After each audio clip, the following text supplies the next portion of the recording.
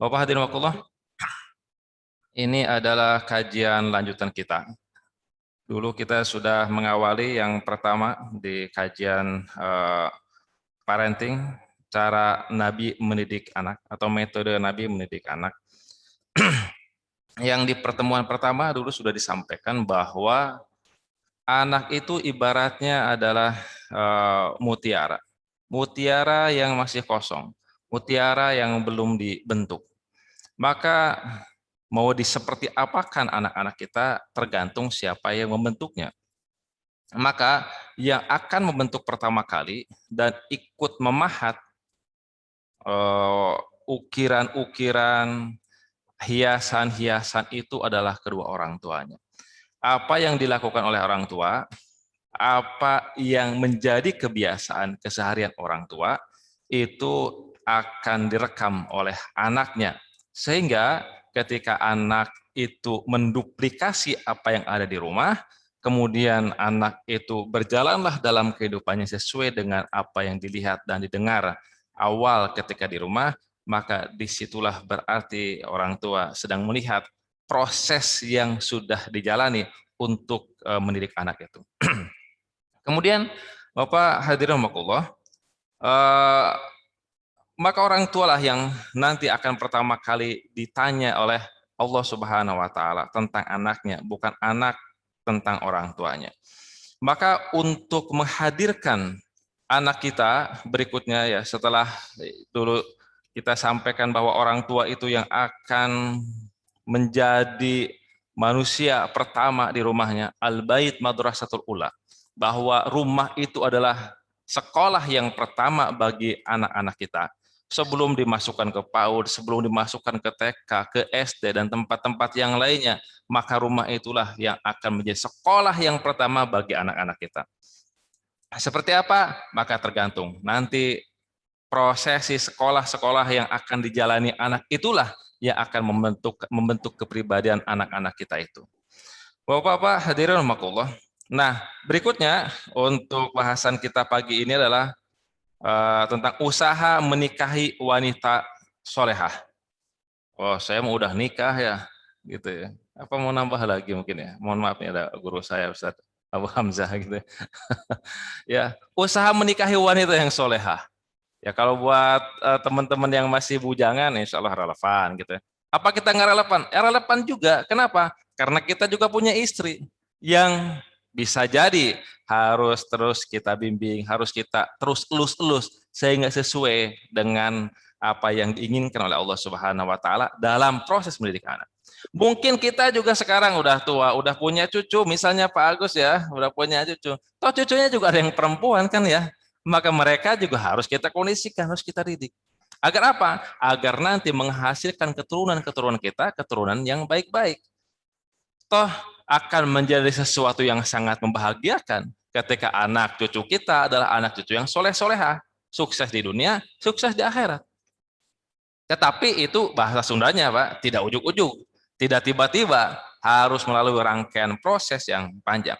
Di antaranya ini yang pertama yang harus juga kita usahakan adalah wanita yang solehah, itulah yang akan melahirkan, mendidik, bahkan dari sebelum lahir anak kita itu tentu tidak bisa dipisahkan dari ibunya.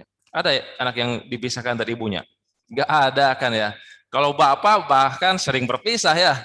Ya biarin aja ibunya di rumah gitu ya. Bapaknya memang mencari nafkah keluar. Tetapi untuk ibunya nggak bisa dipisahkan. Dari semenjak dalam kandungan, lahir, dalam masa kanak-kanak, pasti akan lebih banyak dan lebih besar beserta dengan ibunya. Maka menghadirkan seorang sosok wanita yang soleha untuk mendapatkan keturunan yang baik-baik, maka itu adalah sebagai usaha yang serius kita, bahkan dianjurkan di dalam agama untuk mencari wanita yang soleha yang akan melahirkan keturunan berikutnya. Toh Bapak hadirin rahimakumullah, target kita atau tujuan kita nikah adalah untuk melangsungkan keturunan. Karena kalau misalnya tidak ada keturunan gitu ya, maka manusia ini akan musnah, Pak. Kalau misalnya tidak ada pernikahan atau misalnya nikah terus tidak punya anak, Pak. Mulai sekarang misalnya 11 Juli, semua misalnya yang nikah berikutnya tidak punya anak. Tunggu saja tinggal beberapa puluh tahun ke depan akan hilang manusia di atas muka bumi ini. Tetapi dengan adanya proses pernikahan, punya anak, punya keturunan, punya cucu, punya uyut, punya apa lagi sananya? Cicit, janggawareng gitu ya. Nah, itu yang akan menjadikan keturunan ini lestari. Pertanyaan berikutnya adalah, keturunan seperti apa yang kita inginkan? Apakah keturunan yang cuma ada saja, cuma hidup aja, kita ngasih makannya, kita masih pakaiannya, kita masih kasih minumannya, kita kasih rumahnya? Apa cuma sekedar itu yang kita inginkan? Kan tidak. Yang kita inginkan adalah keturunan kita yang qurrata ayun, ya, yang bisa menyejukkan pandangan mata kita. Dan itu adalah harus dengan pendidikan agama, bukan dengan yang lain-lainnya. Saya dapat dari seorang dokter kandungan, dia mengatakan seandainya seorang suami istri memiliki anak dua, maka sebenarnya itu pertumbuhan itu nol. Kenapa? Dua ini hanya untuk menggantikan saja dari posisi orang tuanya. Jadi bapak-bapak kalau bisa nambah lagi ya, biar pertumbuhannya nanti banyak gitu ya. Dan Rasul senang dengan jumlah umatnya nanti yang banyak. Tapi bukan jumlah umat yang bermasalah gitu ya. Maka yang kita ingin adalah jumlah umatnya yang berkualitas, yang takorubnya hebat kepada Allah Subhanahu wa taala, kecerdasannya hebat, kemudian dia juga bisa menjadi pemimpin di tengah-tengah masyarakat bahkan dunia ini. Bapak, Ibu hadirin rahimakumullah, maka tadi keberadaan seorang muslimah yang ada di tengah-tengah keluarga itu menjadi rantai yang tidak terputus dari sebuah program, dari sebuah proses untuk melahirkan nanti masyarakat yang Islami. Dari individu, keluarga, dan kemudian didik masyarakat dengan dakwah kita, maka kemudian itu yang akan melahirkan insya Allah generasi-generasi yang baik berikutnya.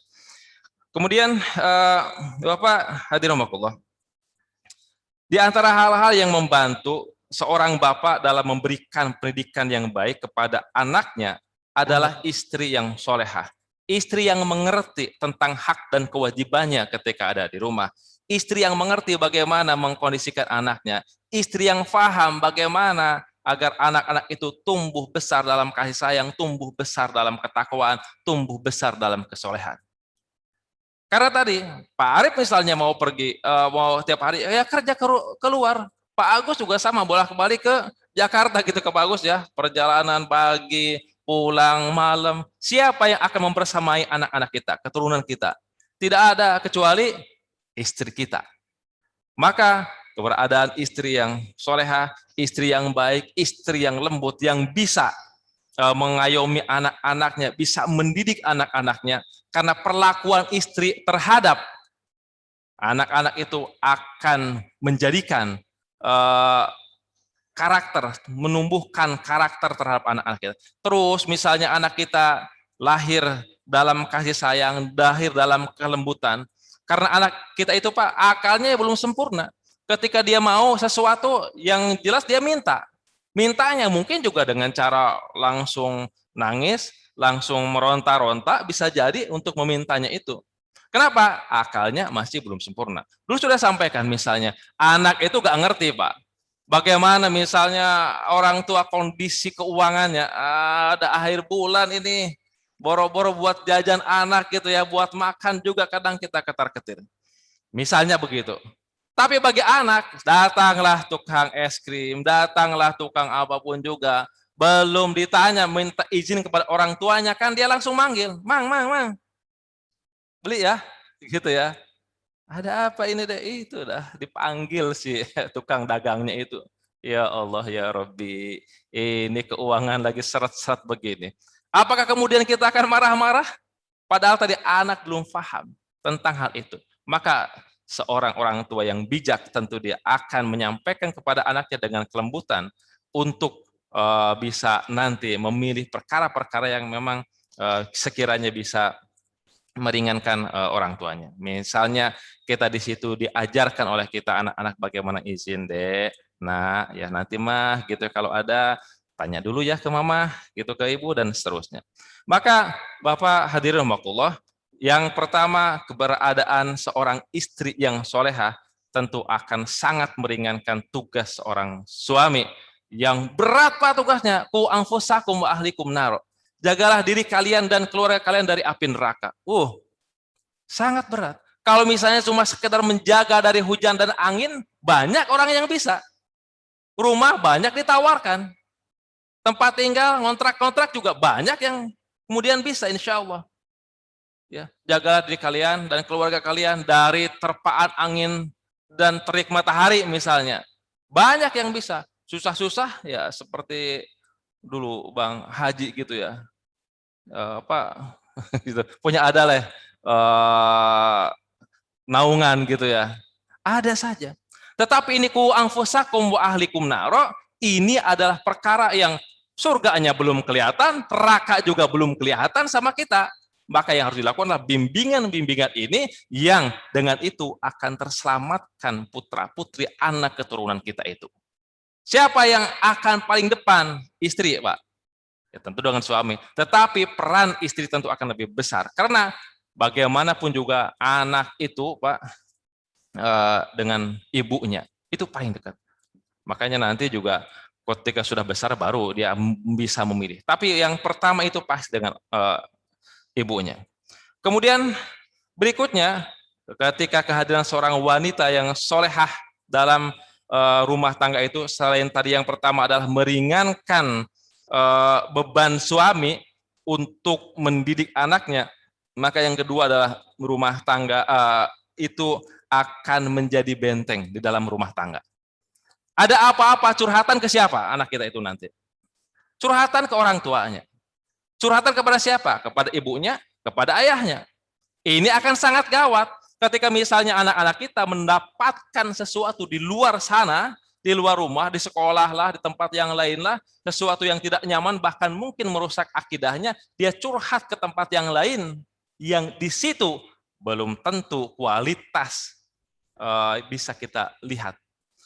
Bapak hadirin rahimakumullah, maka di sini keberadaan seorang ibu dari sejak awal memiliki peran yang sangat strategis. Peran yang sangat luar biasa di hadapan Allah Subhanahu wa taala untuk mengkondisikan anak-anak kita itu. Maka jangan kita main-main dalam hal memilih calon istri ya, ini terutama yang masih bujangan-bujangan ya.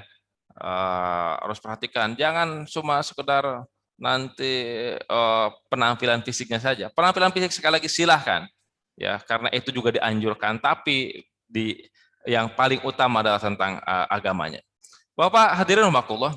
Jadi yang kedua bahwa ini adalah menjadi benteng. Ketika misalnya anak itu sudah tidak lagi memiliki sandaran, anak itu sudah tidak lagi memiliki ayah dan ibu yang bisa diajak ngobrol. Ketika anak tidak memiliki lagi orang tua yang bisa mencerahkan, di rumah terus misalnya tidak nyaman. Bahkan dulu ada yang sebuah film pendek ya, judulnya itu bahkan dia sampaikan, aku lebih suka di luar rumah, jauh dengan orang tuanya, ketimbang ada di rumah. Kira-kira begitulah isi ceritanya itu. Ya, jadi ketika misalnya sekolahnya itu libur, dia itu sangat merindukan sekolahnya itu. Kenapa? Bagi dia sekolah adalah alasan untuk jauh dengan orang tua. Waduh, kata saya ini mengerikan juga, dan bisa jadi ini banyak yang begitu. Ya, dalam cerita film durasi pendek entah tahun berapa gitu ya. Saya kira ini sesuatu fenomena yang banyak terjadi di kita. Anak merasa tidak nyaman, bahkan bukan lagi baiti jannati bagi anak-anak kita bisa jadi, ya. Bahkan baiti nari nauzubillahi min dzalik. Rumahku adalah nerakaku, nauzubillahi min dzalik. Kita berlindung semua dari kondisi itu. Bisa jadi begitu buat anaknya. Bisa jadi mungkin kita juga merasakan bahwa rumah itu sudah tidak nyaman lagi. Ketika apa? Tidak diterangi, tidak disinari dengan cahaya Al-Quran ini. Maka Bapak hadirin Allah, ini yang harus kita terus upayakan. Kemudian yang berikutnya adalah bahwa kalau tadi yang pertama ini akan membantu seorang bapak untuk mengkondisikan anaknya, Kemudian yang kedua, di rumah itu adalah benteng akidah yang terakhir. Apalagi sekarang kondisinya sedang tidak menentu, Pak. Ya, tadi malam kita ngobrol-ngobrol bagaimana negara itu ya Pak sudah begitu abai dengan kondisi umatnya. Boro-boro mikirin keluarganya, Pak. Enggak ada pikiran-pikiran itu. Yang ada adalah pikiran-pikiran tentang untuk urusan mereka saja. Maka dalam kondisi seperti ini terasa betul ini kondisi keluarga itu yang kokoh akan sangat membantu dan akan menjadi penjaga yang begitu signifikan untuk menjaga anak-anak kita itu. Kemudian Bapak hadirin rahimakumullah, memang secara kodrat juga bahwa seorang ibu itu memiliki kelebihan ya. Dengan kelembutan, dengan kesabarannya itu memiliki kelebihan untuk terus membersamai anak-anak kita itu. Bapak Ibu hadirin rahimakumullah. Kemudian bahwa kita juga harus berusaha.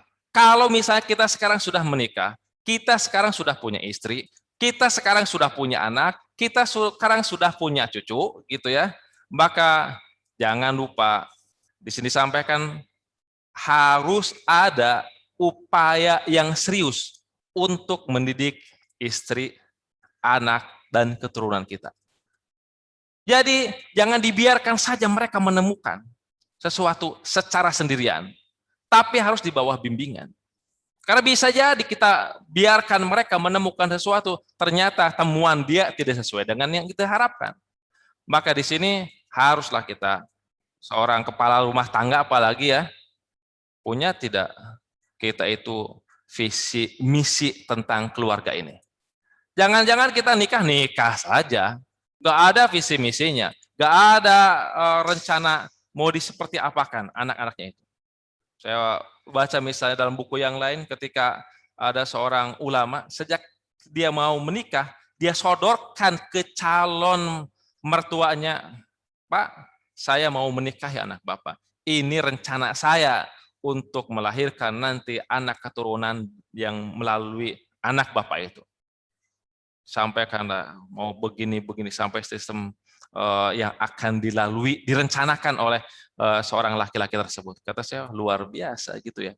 Ada yang sampai seperti itu. Kita kan mungkin nggak begitu ya. Kita belum punya rencana, penting udah pengen aja gitu ya, nikah aja gitu ya, tanpa diilmui dengan yang serius. Berikutnya ada masalah ya wajar-wajar. Kenapa? Karena kita tidak menyiapkan petanya, kita tidak menyiapkan jalannya untuk menghadirkan keluarga yang sakinah tersebut. Tadi padahal harusnya direncanakan dari sejak awal. Ya, saya juga mungkin nggak begitu ya. Tapi ya sekarang lah sama-sama kita untuk saling memperbaiki. Kenapa? Selama istri kita masih hidup, tanggung jawab kita, gitu ya. Selama anak-anak kita masih ada kesempatan buat kita. Ya, adapun nanti mau bagaimana hasilnya, urusan berikutnya. Yang penting kita berproses lah. Belum bisa ya ajak pengajian. Belum ada pengajian, carikan siapa yang bisa membimbing untuk memudahkan. Maka tadi malam kita coba rancang-rancang ya, bagaimana kalau misalnya di sini juga ada pengajian ibu-ibunya buat istri-istri kita, biar nanti juga ada komunitas, ada gerak langkah yang sama. Bapak, Ibu hadirin rahimakumullah. Kemudian kita memang untuk menikahi ya nanti menikahi atau menikahkan dengan seorang wanita yang itu karena agamanya, karena kesalehannya, karena ketakwaannya, karena merekalah yang akan menyuapi anak-anak kita dengan makanan keimanan, menyusui mereka dengan susu keislaman dan ketakwaan, membisikkan ke telinga mereka tentang zikir bagaimana mengingat Allah Subhanahu wa taala agar dirinya terikat juga dengan segala ketentuan Allah Subhanahu wa taala tentang halal, tentang haram. Kalau misalnya kita tidak tahu, mau bagaimana kita membisikkan, mau bagaimana kita mengingatkan kepada anak-anak kita tentang berbagai macam hukum yang telah Allah berikan kepada kita itu, sementara karena kita tidak paham dengan itu semua. Maka Bapak hadirin rahimakumullah, kefahaman kita terhadap agama mutlak harus kita punya, terutama tadi dengan istri-istri kita, dengan calon istri anak-anak kita, calon pasangan hidup anak cucu kita itu nanti. Bahkan agama pun memperhatikan Bukan hanya sekedar individunya saja, tapi bahkan sampai jauh ya. Perhatikan juga saudaranya, keluarga-keluarganya. Kenapa? Karena Rasulullah mengatakan takhayyaru linutfatikum fa inna nisaa yalidna asyaha ikhwayahinna ikhwayahinna wa akhwatihinna. Pilihlah untuk agama kalian sebab kaum wanita akan melahirkan seperti saudara laki-laki atau saudara perempuan mereka. Maksudnya Bapak hadirin bahwa keberadaan saudara dari pihak istri, dari pihak suami itu kalau misalnya dalam satu lingkungan gitu ya, kan kita pasti akan banyak berinteraksi dengan saudara-saudara kita. Ketika banyak berinteraksi dengan saudara-saudara kita, maka saudara-saudara kita itu akan ikut juga memberikan input-input kepada kita. Kalau misalnya dipanggil, misalnya mohon maaf ya, misalnya, kamu si hidung pesek, misalnya begitu ya, nanti anak kita akan minder. Ada yang begitu soalnya, si hidung, misalnya begitu. Nanti anak itu juga begitu. Akan ada keminderan ketika misalnya seperti itu. Si bodoh. Karena ada yang begitu ya, cara memanggil anak-anak kita berasal dari saudara-saudara kita itu. Maka ini juga bahkan tadi disampaikan oleh Rasulullah bahwa itu akan ikut mempengaruhi kondisi keluarga kita itu nanti. Kemudian Rasul berkata, qala Rasulullah sallallahu alaihi wasallam, ikhtaru linutfatikumul mawadi'a shalihah. Rasulullah sallallahu alaihi wasallam bersabda, pilihlah untuk sperma kalian tempat-tempat yang baik. Sampai spesifik begitu Pak ya. Mohon maaf ya. Karena memang linutfah. Ya nutfah itu begitu. Pilih gitu ya. Wanita-wanita yang solehah. Wanita yang baik itu. Karena dengan dipilihkan. Dengan wanita-wanita yang soleh, insya Allah keluarga yang sakinah akan dapat kita wujudkan. Tetapi kalau misalnya nggak sakinah, agak solehah Pak. Ya Allah gitu ya. Kadang rumah tangganya itu nanti istilah Sundanya awet rajet Pak. Ya, tahu awet rajet ya? Apa sih awet rajet bahasa Indonesianya? Ya awet sih awet gitu ya, tapi dengan ketidaknyamanan gitu. Rajet itu compang-camping ya. Mas Aris ya, rajet itu compang-camping. Awet sih awet dipakai baju kita itu, tapi compang-camping baju yang dipakainya itu. Ya Allah, jadi gak nyaman kemana-mana ya. Bapak hadirin rahimakumullah. Maka nanti dalam prosesnya nih yang masih muda-muda harus juga dilihat bagaimana wawasan calon istri terhadap agama ini. Harus dicek ya, harus dicek. Kalau sekarang sudah nikah ya cek juga, apalagi lebih mudah kan ngeceknya gitu ya ketika sudah nikah. Seperti apa? Ketika misalnya masih di level menurut kita ya masih agak-agak kurang, ya ditingkatkan terus. Dan memang Bapak Ibu hadirin rahimakumullah, tidak ada kita itu cukup-cukupnya dengan urusan agama ini. Kenapa? Karena memang kita harus terus mencari, kita ini masya Allah jauh sekali. Maka dalam surat yang pasti wajib untuk dibacakan, ihdinas siratal mustaqim, tunjukkanlah kami jalan yang lurus. Padahal kita insya Allah sudah ada di jalan yang lurus. Kenapa kita harus senantiasa meminta kepada Allah Subhanahu wa Ta'ala agar ditunjuki dengan jalan yang lurus itu? Karena pertama, tidak ada jaminan kita ini sampai akhir usia kita ini kita masih berpegang teguh dengan dinul Islam ini. Tapi tentu kita sangat berharap ya Allah matikan kita dalam husnul khotimah, dalam kebaikan, dalam kondisi yang terbaik di hadapan Allah Subhanahu wa Ta'ala. Yang kedua, Bapak hadirin rahimakumullah, kita tentu masih sangat kurang tentang urusan agama ini. Maka kita tidak boleh berhenti belajar untuk mencari petunjuk-petunjuk Allah Subhanahu wa Ta'ala. Terus kita cari, terus kita usahakan, sehingga apa? Sehingga kita akan terjaga dari ketergelinciran dalam kehidupan kita itu. Nah, Bapak Ibu hadirin rahimakumullah, jadi inilah sebuah sosok keluarga yang dari awal dibentuk peran yang sangat besar, peran yang sangat strategis untuk menghadirkan anak-anak kita, anak-anak yang soleh dan solehah, itu adalah peran seorang istri.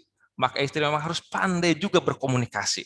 ya dengan anak-anak kita, mengambil hatinya, membujuk, mengkondisikan anak-anak kita itu sehingga mereka bisa lahir, tumbuh besar dalam kasih sayang, tumbuh besar dalam kelembutan, tumbuh besar dalam keilmuan, tumbuh besar dalam kesolehan, tumbuh besar dalam ketakwaan.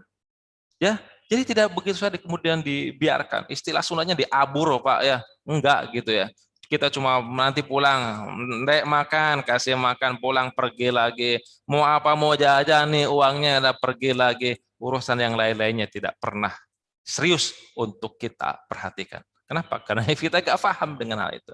Nah, jadi begitu Bapak hadirin rahimakumullah. Maka kita wajib untuk menghadirkan anak-anak kita itu menjadi anak-anak yang betul-betul yang terbaik buat kita. Maka tadi untuk anak-anak kita juga harus memiliki target, harus memiliki visi misi, kira-kira mau diapakan. Jangan sampai kita hanya nanya doang, Pak.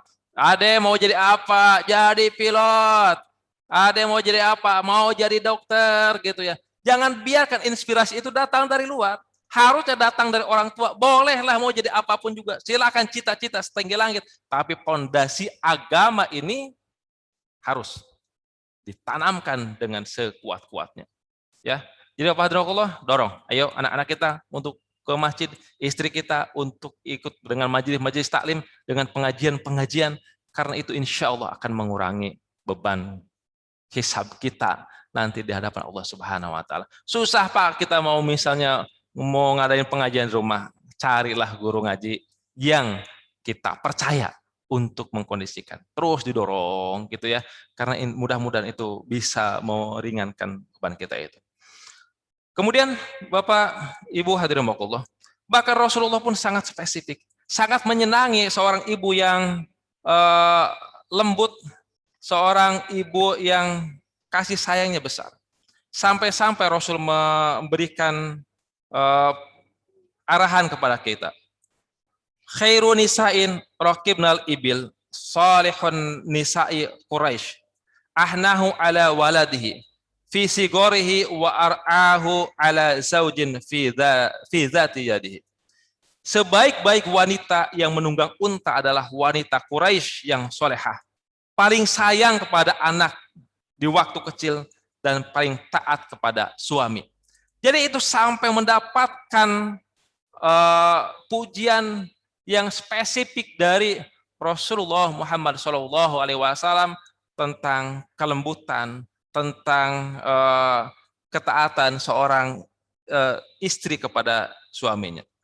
Maka sesungguhnya aktivitas seorang wanita untuk mendidik anak-anaknya dan melayani suaminya itu memiliki derajat yang tinggi, ya, derajat yang tinggi, Bapak hadirin rahimakumullah.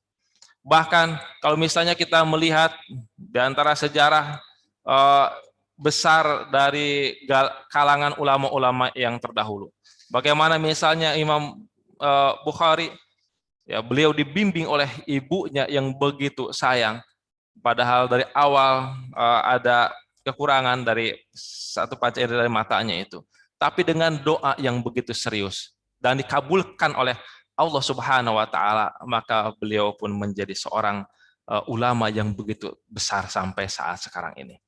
Kemudian juga misalnya Imam Asy-Syafi'i dan juga yang lainnya, pasti peran ibu begitu besar di sana. Ya, jadi Bapak hadirin rahimakumullah, maka bagaimana kita menghadirkan keturunan kita, maka tadi kondisikan di antara adalah yang pertama, langkah yang harus diwujudkan adalah mencari istri yang solehah, atau kalau sekarang sudah punya istri, mensolehahkan istri gitu ya. Kalau misalnya sekarang sudah punya anak, yang mensolehahkan anak-anak kita itu. Karena tadi ini akan menjadi catatan tersendiri. Saya dapat misalnya seorang dulu pas pengajian, ya Allah katanya, saya itu sangat berterima kasih dengan ibu saya. Kenapa Pak? Di antara dia sampaikan, setiap pagi ibu itu sabar untuk membangunkan saya, sholat, membimbing gitu ya. Meskipun saya malas-malasan katanya ya. Jadi nggak frustasi, nggak putus asa, terus dibimbing gitu ya. Dan ternyata sekarang begitu terasa ya hasil itu. Jadi terasanya memang nanti puluhan tahun, bahkan bisa jadi ketika orang tua yang sudah tiada, barulah teringat, diputar kembali segala kenangan-kenangan, termasuk kenangan-kenangan yang baik-baiknya itu akan diputar ulang dan di situ akan dirasakan. Kalau sekarang kadang-kadang kalau masih ada belum terasa. Nanti kalau sudah tiada baru terasa. Ya. Begitu Bapak hadirin rahimakumullah. Bahkan ini ada kisah yang agak panjang, saya bacakan saja ya. Dari Asma binti Yazid ibnu Sakan radhiyallahu anha bahwa dia datang kepada Nabi Shallallahu Alaihi Wasallam yang saat itu sedang berada di tengah-tengah para sahabat. Dia Asma berkata, sesungguhnya aku adalah utusan kaum wanita kepadamu. Tidak ada seorang wanita pun melainkan berkata seperti perkataanku dan pendapat seperti pendapatku. Bahwasanya Allah Subhanahu wa taala telah mengutusmu dengan membawa kebenaran kepada kaum laki-laki dan wanita. Kami beriman kepadamu dan mengikutimu. Sesungguhnya kami kaum wanita terkurung dan terkungkung di dalam rumah-rumah kalian, menjadi pemuas syahwat kalian dan mengandung anak-anak kalian. Sementara kalian wahai kaum laki-laki diberi kelebihan atas kami dengan sholat Jumat, sholat berjamaah, mengantar jenazah, dan jihad di jalan Allah. Apabila kalian pergi berjihad, kamilah yang menjaga harta kalian dan mendidik anak-anak kalian. Maka amalan apa yang dapat kami lakukan sehingga kami juga mendapatkan pahala seperti pahala kalian wahai Rasulullah. Rasulullah Muhammad SAW berpaling ke arah para sahabat kemudian bertanya, pernahkah kalian mendengar perkataan seorang wanita yang lebih baik dari perempuan ini, dari wanita ini dalam perkara agamanya? Mereka menjawab, tidak wahai Rasulullah. Rasulullah Muhammad SAW bersabda, pergilah wahai Asma dan sampaikan kepada para wanita yang mengutusmu bahwasanya pelayanan yang baik dari salah seorang di antara kalian kepada suaminya, mencari keriduannya dan mengharap kepuasannya, keriduannya, memiliki pahala yang sama dengan apa yang engkau sebutkan tadi. Jadi luar biasa ya, ketika tadi seorang istri mereka bisa menjalankan fungsinya dengan fungsi yang terbaik, maka dia mendapatkan penghargaan yang sangat luar biasa seperti halnya yang disampaikan oleh Rasulullah kepada Asma ini. Al-Mawardi menganggap bahwa memilih istri yang baik merupakan hak anak atas bapaknya. Jadi hak anak atas bapaknya diantaranya bukan hanya makan saja, bukan hanya sandang pangan saja, tapi justru memilihkan seorang calon ibu yang terbaik. Ya, memilihkan seorang istri yang baik yang di situ akan melahirkan anak-anak yang terbaik dalam bimbingan kasih sayang seorang istri. Nah, kemudian hak yang pertama untuk anak adalah dipilihkan baginya seorang ibu sebelum dia dilahirkan. Yang cantik, yang mulia, taat beragama, terhormat, cerdas, berakhlak terpuji, teruji kecerdasannya dan kepatuhannya kepada sang suami.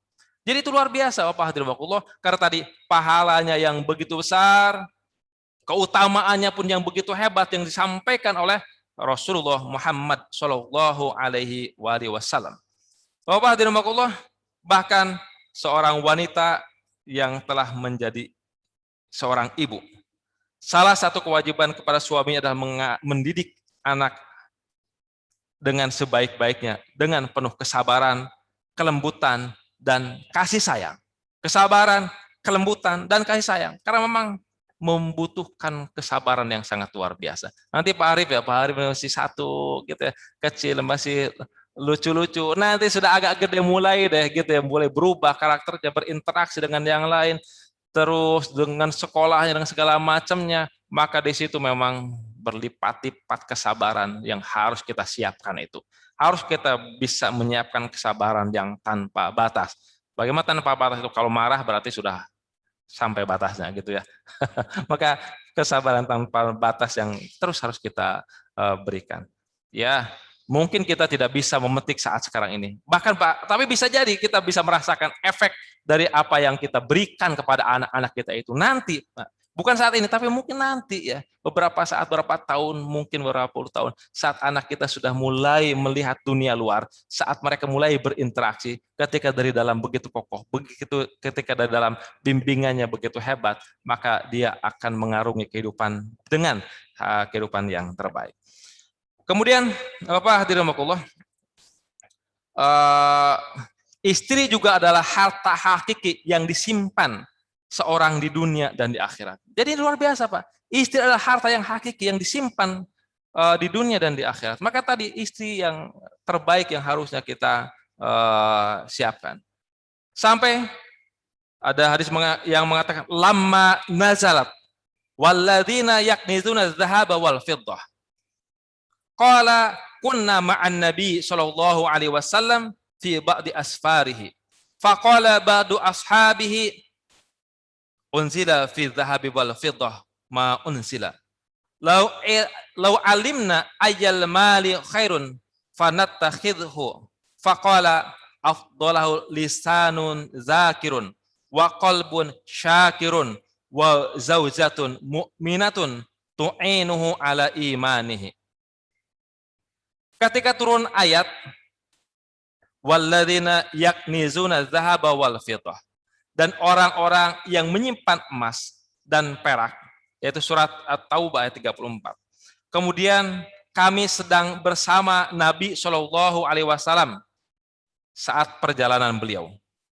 Sebagian sahabat bertanya, telah turun ayat tentang emas dan perak.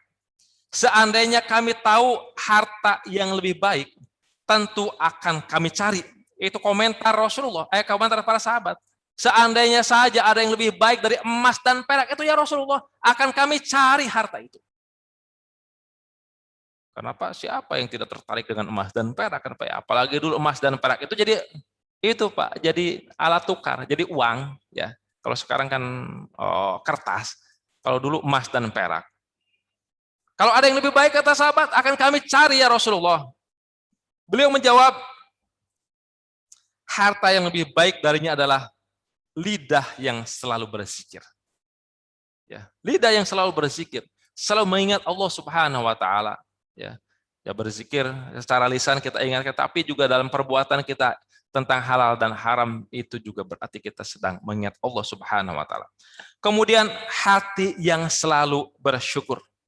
Syukur dengan segala nikmat Allah. Maka saat kita sedang berzikir ba'da salat, alhamdulillah, alhamdulillah, alhamdulillah, coba juga sambil kita ingat Pak, apa saja rezeki nikmat yang telah Allah berikan. Alhamdulillah ya Allah, mata ini masih bisa berkedip dan normal. Alhamdulillah ya Allah, jantung ini masih bisa normal. Alhamdulillah ya Allah, paru-paru ini masih bisa normal. Alhamdulillah ya Allah, tangan, kaki semuanya, ginjal masih normal, semuanya masih berfungsi, semuanya dengan yang terbaik. Jadi kita akan muncul rasa syukurnya. Ketika muncul rasa syukur, maka muncul rasa taat ya Pak ya. Ya, kalau syukur kemudian nggak taat, di mana bentuk syukurnya? Ya, syukur itu harus juga yang tertinggi adalah dengan cara ketaatan. Kemudian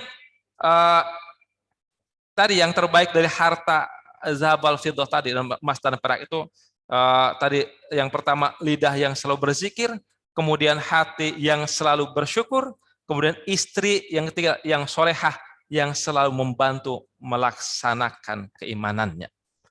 Jadi itu Pak ya. Jadi kalau Bapak di rumah tidak punya emas, tidak punya perak, alhamdulillah ada istri yang solehah yang selalu mengingatkan dalam masalah keimanan. Bapaknya susah ke masjid, dibangunin sama istrinya. Pak, masjid, cepat sana. Jangan sebaliknya. Bolak-balik ke masjid terus Pak, di rumah aja banyak kerjaan. Nah gitu ya, itu malah sebaliknya. Itu repot kalau sudah begitu. Ya. Tetapi alhamdulillah kalau istri soleha ada gitu ya, lisan kita juga senantiasa berzikir, hati kita senantiasa bersyukur, emas perak juga banyak, duitnya banyak, alhamdulillah kebahagiaan di dunia, dan mudah-mudahan insya Allah juga akan menjadi kebahagiaan kita di akhirat nanti.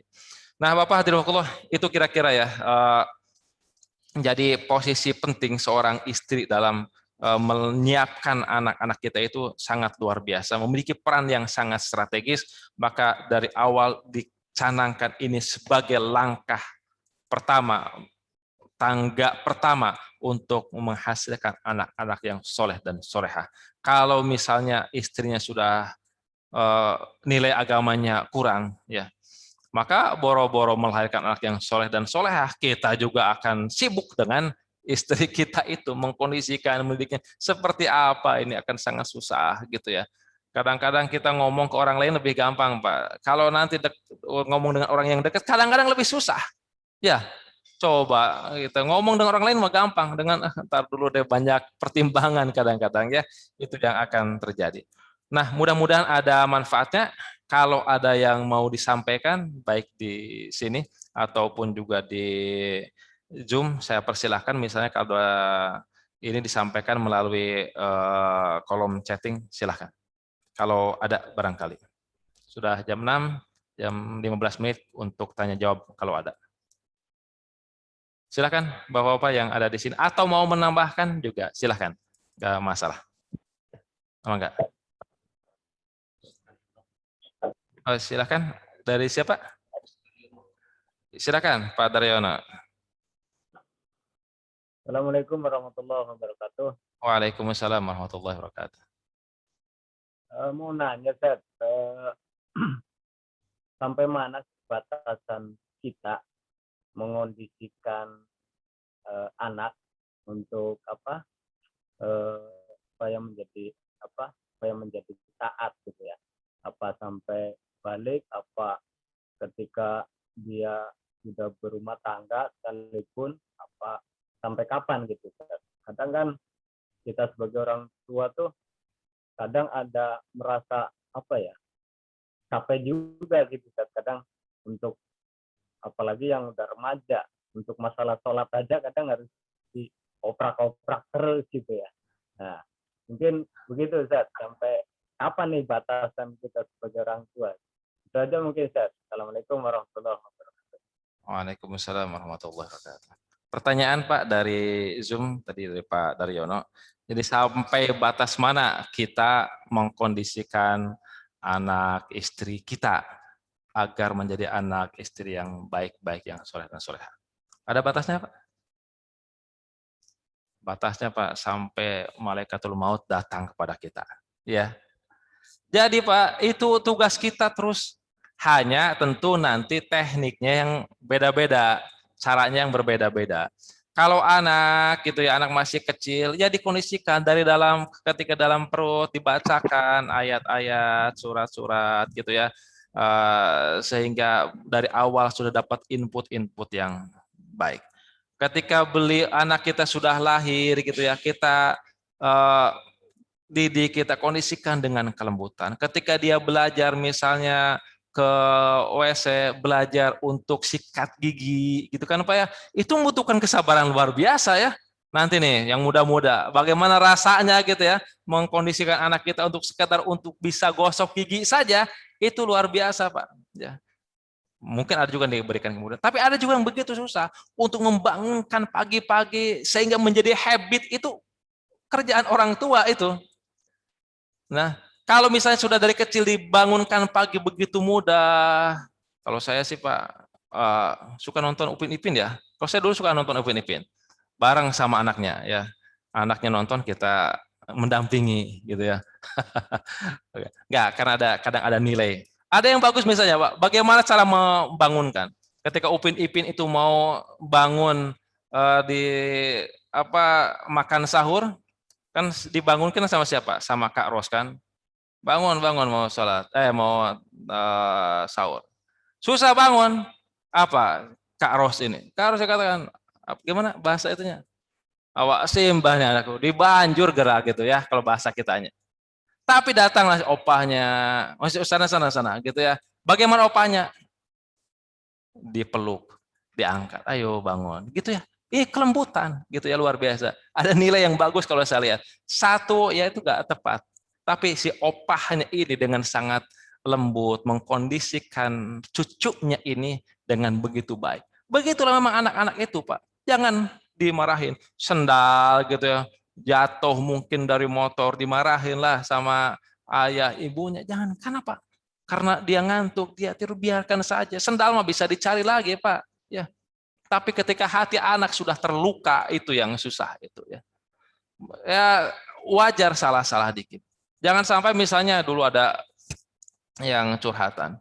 Ketika anaknya sudah baik, kemudian dia sedang belajar agama. Ada kesalahan, anak rada gede ini. Kemudian kebablasan Pak ini orang tuanya ngomong ya, kamu percuma belajar agama, sikapnya kayak gitu. Coba Pak. Akhirnya apa? Berhenti dia. Aku ini sudah sedang belajar membaca Al-Quran, menghafal dan agama. Ada kesalahan seperti itu dikatakan percuma. Duh, kata-kata itu ternyata Pak begitu dalam dan melukai hati anak itu. Harusnya kan nggak begitu. Ayo, nak, ya ada kesalahan jangan diungkit kebaikannya sehingga dia berhenti. Memang nanti kalau sudah mulai usia SMP, SMA, nah taraf berpikir sudah mulai kita sentuh karena mereka sudah SMA gitu sudah mulai. Gak bisa lagi dikondisikan seperti halnya anak-anak. Maka ajaklah dia ke pengajian, ajaklah dia guru mungkin ke rumah gitu ya, dan suruh ajak ngobrol. Berikanlah buku-buku, jangan berikan HP wae Pak, enggak deh, jangan deh. Cegah. Ya. Karena itu hanya akan menjadi penyakit buat anak-anak kita itu. Jadi bahkan misalnya sampai sudah nikah, ya tentu ada lagi caranya kan ya, ketika sudah nikah dan seterusnya. Tapi yang jelas tanggung jawab itu tidak pernah kita abaikan. Jangankan ke anak kita, jangankan ke saudara-saudara kita, orang yang lain saja kita diwajibkan untuk watawasobil haqqi watawasobil sabr. Bagaimana dengan anak keturunan kita? Maka kewajiban itu tetap ada, tetapi tadi dengan teknik dan caranya masing-masing di levelnya masing-masing itu. Maka di sinilah kita harusnya banyak belajar, banyak konsultasi. Capek capek ya Allah, ya Rabbi gitu ya. Saya juga dulu mungkin kalau masih kecil tadi masih belum terlalu capek-capek. Tapi ketika sudah mulai dewasa Pak, mulai remaja memang terasa begitu lumayan menguras energi itu. Dikira mau gampang Pak, ternyata enggak juga ya. Maka kalau misalnya pondasi sudah bagus, kebiasaan-kebiasaan baiknya sudah ada, itu insya Allah akan sangat meringankan kita. Maka berjuanglah dari sejak kecil, misalnya Pak Arief ini masih punya anak kecil, dikondisikan dengan terbaik. Sampai habitnya muncul, habit sholatnya muncul, segala macamnya muncul. Karena kalau masih kecil belum muncul, Pak, belum paham dia hak wajib, ini haram, belum paham. Meskipun misalnya gimana deh hukumnya wajib, tapi cuma hafalan doang, tapi belum paham begitu ya. Tapi itu penting terus kita kondisikan. Contoh kemarin misal pertemuan yang pertama, kalau sejak kecil sudah dididik dengan kerudungnya, dengan jilbabnya, Pak. Gak paham anak itu bahwa itu terwajib, tapi begitu sudah nanti remaja, mulai dia akan malu untuk melepaskan kerudungnya, untuk melepaskan jilbabnya, masukkan pemahamannya saat itu. Sehingga Pak kokoh, kuat, kebiasaannya ada, pahamnya ditanamkan. Tapi kalau misalnya nggak ditanamkan kepahamannya, nanti kalau lingkungannya tidak baik, lambat laun dicopot lagi, gitu ya. Lambat laun akan copot lagi. Jadi kapan ya terus harus kita perhatikan anak-anak kita itu, karena tadi inilah kewajiban kita. Ketika kita sudah berusaha maksimal, ternyata juga belum mendapatkan hasil yang terbaik, ya sudah serahkan kepada Allah Subhanahu wa taala. Minimal kita nanti punya hujah di hadapan Allah bahwa kami sudah mengusahakan dengan segala kemampuan kita untuk mengkondisikan anak-anak kita. Minimal kita hisabnya ringan nanti di hadapan Allah Subhanahu wa taala. Ada lagi kah? Kak Sony, Ustaz, banyak kasus saat ini orang tua menitipkan anaknya di rumah eyangnya atau di tempat penitipan anak. Itu bagaimana untuk perkembangan anak?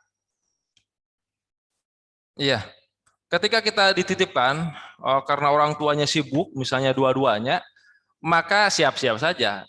Di situ ada input-input yang mungkin nanti tidak kita harapkan. Kita inginnya ke sini, ini ke sini. Dan sudah banyak yang mengeluh gitu ya. Sudah banyak yang mengeluh, ke saya disampaikan. Ya Allah, gimana ya ini kok malah lebih nurut kepada eyangnya, kakeknya, neneknya daripada kepada orang tuanya. Saya tanya, kenapa? Ya sejak kecil dititipkan. Loh, ya wajar lah. Kenapa anak-anak kita akan mengikuti apa yang dia lihat sehari-hari. Bahkan Pak, kalau kakek nenek ya sama di mana-mana juga. Kadang-kadang dengan judulnya sangat sayang, Pak. Kadang remnya kurang. Semuanya dikasih, semuanya dibolehkan. Kadang-kadang begitu, ada yang begitu. Remnya belum gitu ya. Begitu balik kepada orang tuanya, bingung orang tuanya, kok anak-anak kok jadi kayak gini? Loh, memangnya kenapa ya? Tadi kita sudah memberikan kesempatan, peluang yang lain masuk untuk menciptakan kondisi pendidikan buat anak-anak kita itu. Ya, kalau misalnya kali-kali dititip ya nggak masalah lah, karena orang nenek kakeknya juga pasti memiliki sayang. Tapi kalau terus-terusan bertahun-tahun bahkan misalnya dititipkan semuanya, nanti diambil-ambil kalau kitanya sudah pensiun dari kerjaan dua-duanya, lah ini yang bermasalah. Saya kembali juga dapat curhatan, ya Allah, ini katanya orang keikatan ini dengan apa itu bahkan dengan kata-kata yang tidak baik ya, ke orang tuanya itu. Kenapa? Ternyata tadi ya dia dibesarkan bukan di orang tuanya, tapi di yang lainnya itu. Nah, gitu ya. Jadi kalau begitu ya siap-siap saja menanggung segala resikonya. Karena yang terbaik itu kewajiban pertama itu adalah di orang tuanya. Suami kewajiban utamanya adalah mencari nafkah.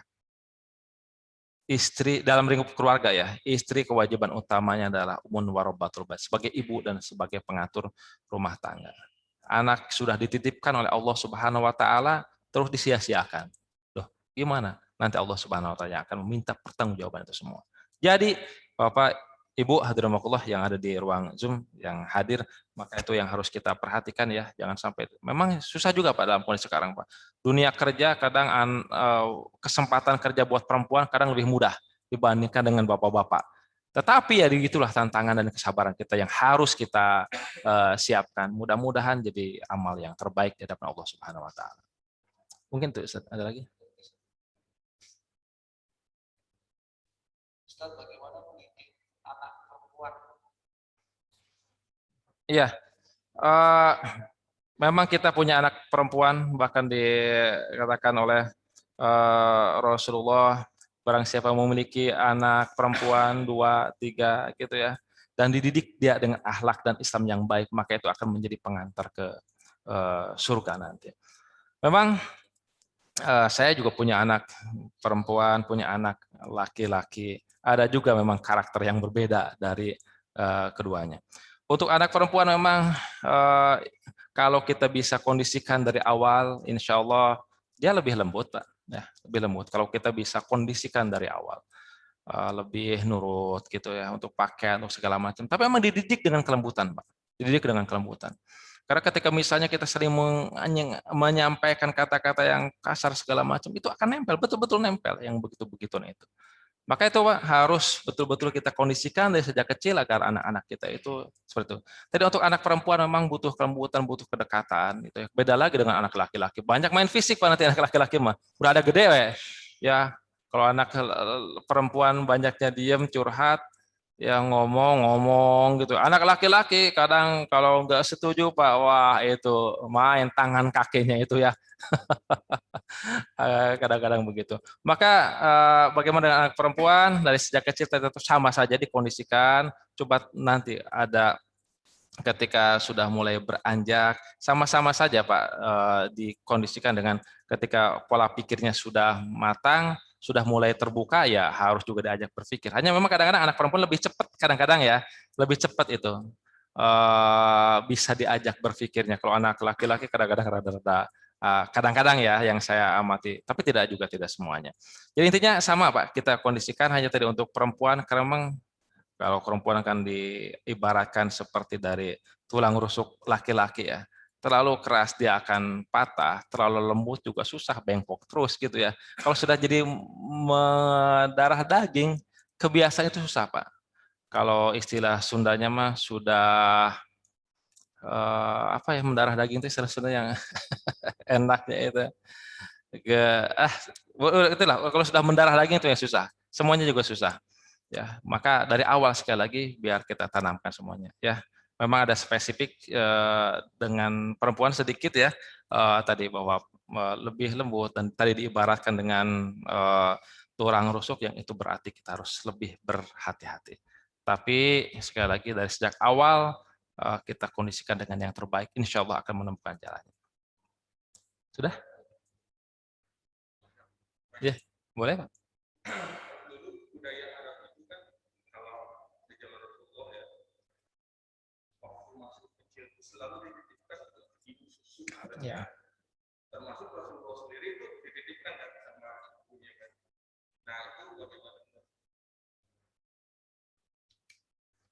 Iya, tentang ibu susu, memang dulu di zaman Arab kebiasaan mereka salah satunya adalah menitipkan anak-anaknya. Kenapa? Kalau misalnya saya baca di Sirah, sebagian itu dititipkan, kebiasaan menjadikan menjadi kebiasaan masyarakat Arab, karena masyarakat Arab di situ Pak sudah rusak, pergaulannya sudah rusak, lingkungannya sudah rusak, bahasanya pun sudah rusak. Sudah rusak luar biasa. Jadi dititipkan itu sebagai salah satu bentuk solusi menghadapi kerusakan itu. Ya, menghadapi kerusakan itu. Tapi tetap itu di masa susuan kemudian diambil lagi. Setelah itu tidak kemudian kebablasan.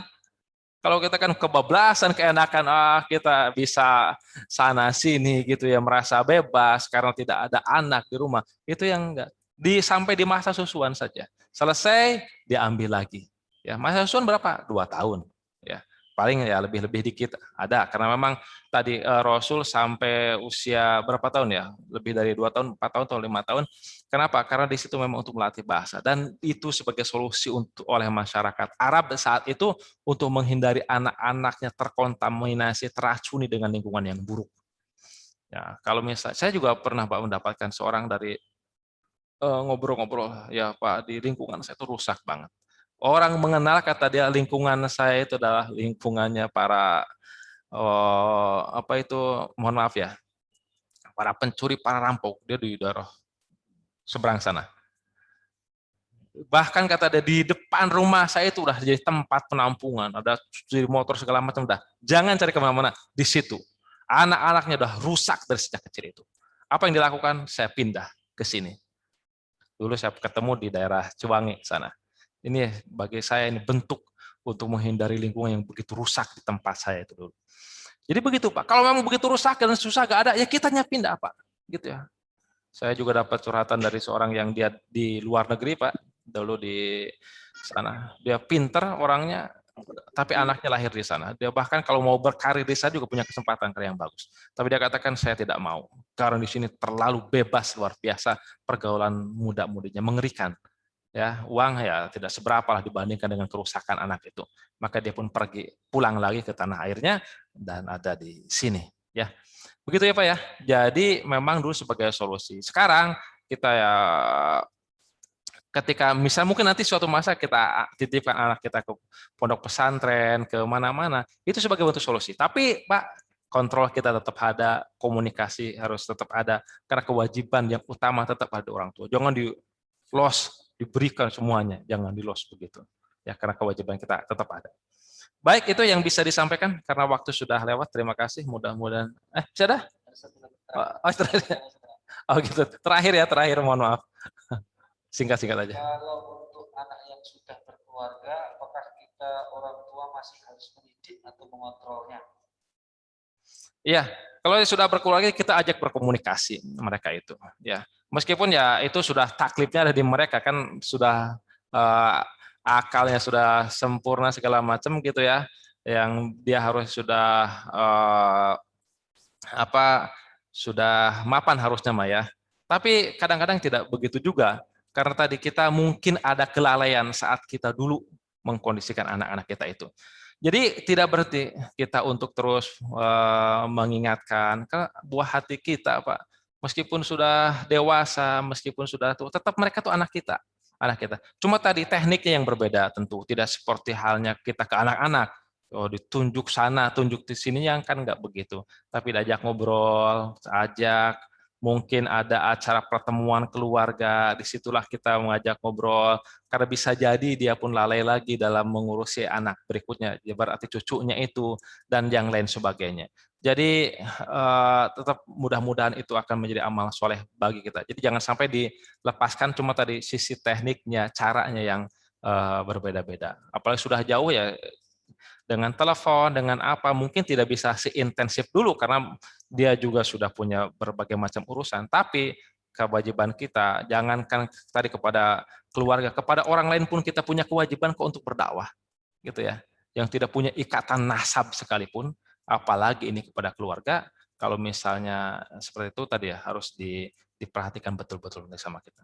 Baik, terima kasih itu yang bisa disampaikan. Mohon maaf atas segala kekurangannya. Insya Allah kita akan bertemu lagi sebulan yang akan datang untuk kajian parenting ini. Mudah-mudahan Allah membukakan kefahaman kepada kita dan menunjuki kita agar mendapatkan menjadikan keluarga kita keluarga sakinah, mawadah, warahmah.